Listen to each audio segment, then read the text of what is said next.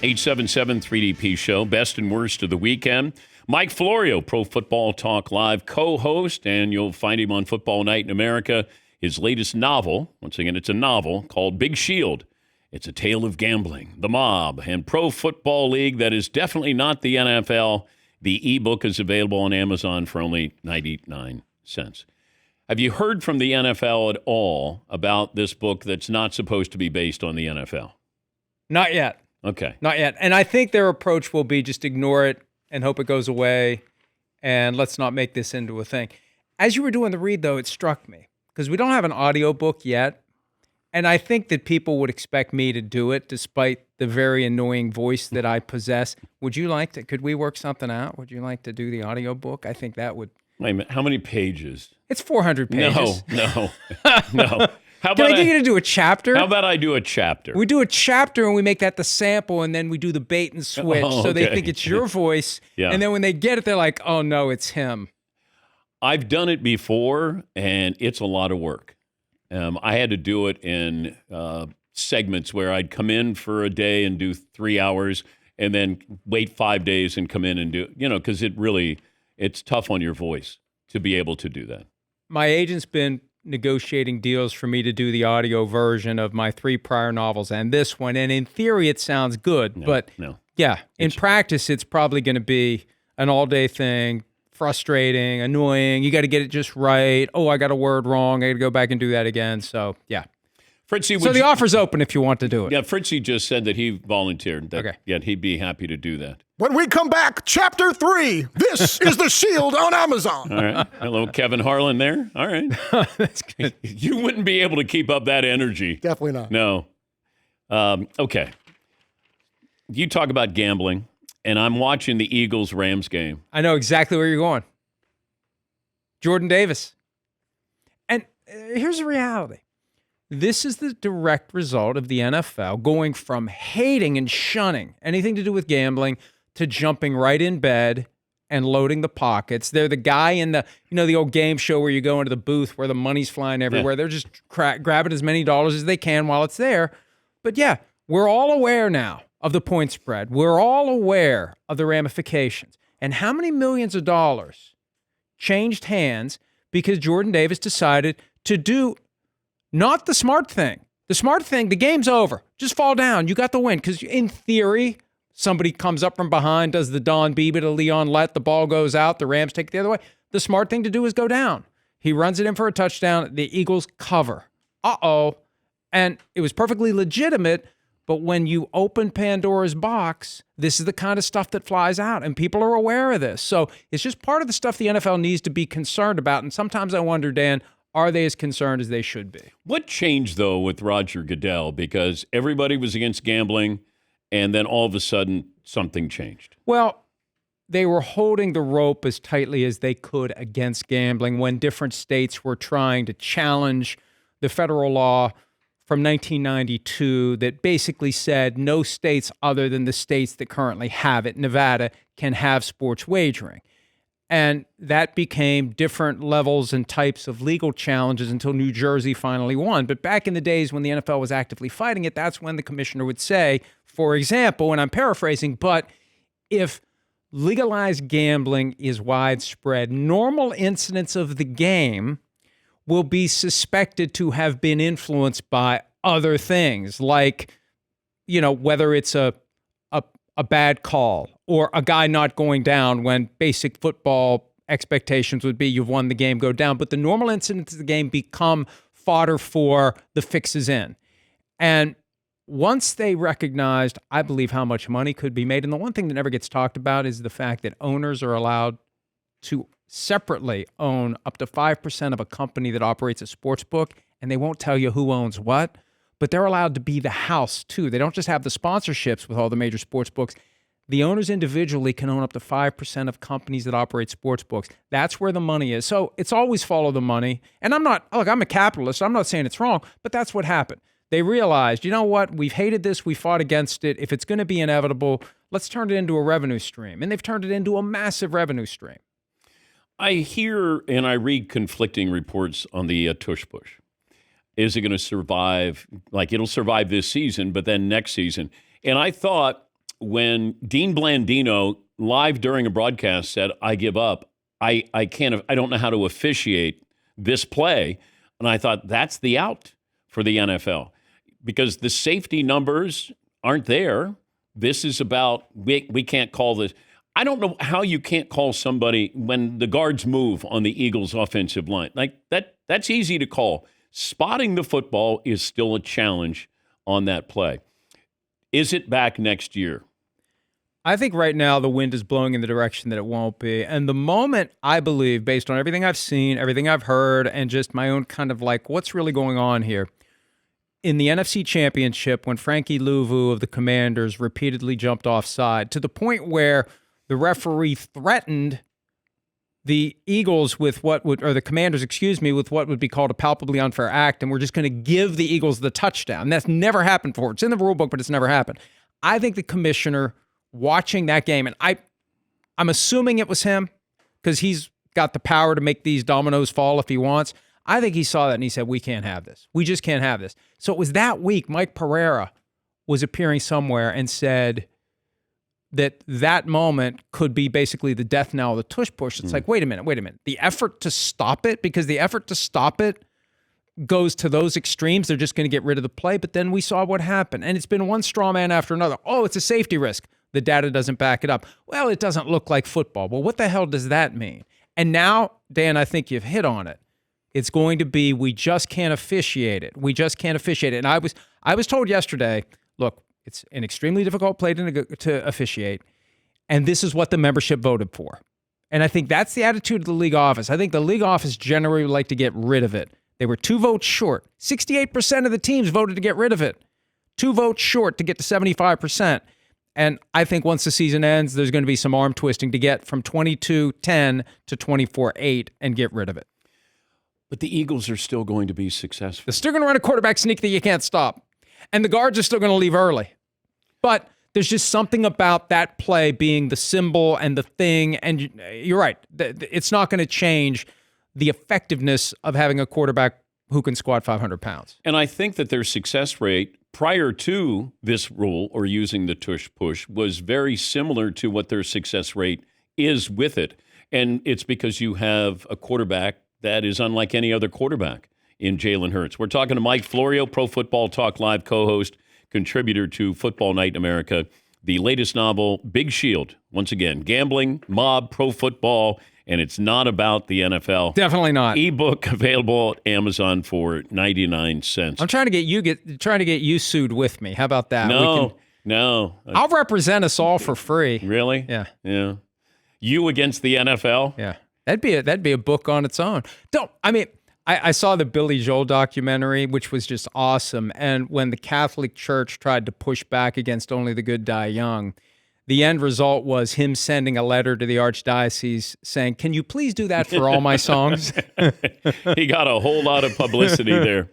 I'm trying to figure out if 3 weeks is long enough, 3 games to figure out a team, figure out who these teams are. How many teams do you not have a handle on? I think it's difficult to figure out all of them because the one thing that we know will happen, there will be injuries. And how do you deal with the injury? Is the next man up going to be good enough to keep things rolling? Can you weather the storm until the key player comes back? And we know that happens every year. But I think we kind of have an idea. We've already had an idea. The 8 teams that legitimately have a chance, do they fall off due to injury? The Bengals have. I don't know that they were in the 8. Maybe they were in the 10 or the 12. But we know the good teams. We know the bad teams. It's in between. Is there a team that is just going to catch lightning in a bottle? Is something going to happen? Are they going to get better on the fly? Teams always change from week 1 to week 18. It's such a long season. They're going to get better. They're going to get worse. And it could be that one of these teams in the middle of the pack. And I think back to the Patriots, the year they won their first Super Bowl, they were like 5-5, 10 games in. It can break one way or the other. We see that happen. But right now, we know the best. We know the worst, and then there's this cluster of we don't know, and we'll find out. I thought about this yesterday. I'm watching games and what's going on with the Clippers with Kawhi Leonard and Steve Ballmer. What would prevent owners from doing side deals and circumventing the salary cap in any sport? I think if you're smart you can get away with it. You can always get away with finding a way to funnel money to somebody. After Pablo Torre reported on what was going on with the Clippers, allegedly, someone reached out to me and said, you know what, there was a team 20 years ago that had a separate in-house video production company. And they would use that to pay players who weren't on the team to keep them from going to play for other teams. And it was a great little way to have a side roster that you stashed, and everybody was properly compensated so they weren't looking for other jobs. But you had these extra guys. I don't know how many it was, but that's what they did. And the sense I got is that they weren't the only team. Now, I don't believe that's currently happening still, but how hard would it really be? Why wouldn't you think that would be happening in any sport? If you're smart and if you're discreet and if you can trust the people that you're giving the money to, I think that's the key, though. Because it's one thing for a guy to keep his mouth shut while he's being paid by you. But I think if this was something widespread over the past 30 years of the salary cap, if there was something like that, I'd like to think someone would have spilled the beans by now. Somebody would be pissed off about how it all ended. I didn't get that last check, or you owe me a little bit more, or, guy just is out one night and he has a couple of pops and he decides to say something to a reporter. I'm surprised we haven't heard more about it, because I think it's naive to assume. And Pablo had a great take last week about Steve Ballmer. These really rich guys can buy anything and everything they want except that championship. And it's got to drive them crazy. So what do they have? They have money. Let's find a way to throw more of the money at this thing that we can't buy. Tom Brady did the Bears game yesterday with the Cowboys, and then his Raiders are going to be playing the Bears coming up. The conflict of interest is sort of lingering there, and probably going to heat up a little bit more next week. How do you see this end, or does it end in a different way? It was hiding in plain sight for all of us to see for over a year. But it just shows you the power of actually seeing something. Because the moment we saw the incredible shrinking Tom Brady, because as soon as he realized he was on screen, he hit that button and down that seat went. Because he knew this isn't going to end well. Because that woke everyone up to what we already should have known existed. You can't reconcile his two jobs. I think what's going to happen, because the NFL doesn't want to admit we never should have allowed him to pick both lanes. We should have told him when we did the vote last October on allowing him into the club, you got to pick one or the other. You can't do both. I think what will happen, it'll be like the tush push. If the Raiders ever become really, really good, that's when there's going to be this groundswell. This can't continue. Tom Brady can't continue to be at these games and gather this information. And Dan, the one point that gets lost in all this, because there's been a lot of talk about, well, how much do you really get from a production meeting? The real value is being on the field before the game, when you can hobnob, when people are going to come, they want to talk to you. They're going to come tell you things they shouldn't tell you. You can see what a player looks like. He looks different on TV than he looks on the field. And so it's not just getting ready to face the Bears. It's which free agents from this team would I maybe like to sign? Which assistant coaches are the ones who are really, really the ones? The media has an idea of who the ones who are up and coming should be, but I'm in a position to find out who's really making this team go. He's in an incredible situation that no other owner is in to gather information that can be used. And Antonio Pierce, the former coach of the Raiders, he said it all last week. He told Adam Shine, I know that it's useful because he gave me that information last year. How does Kirk Cousins get traded?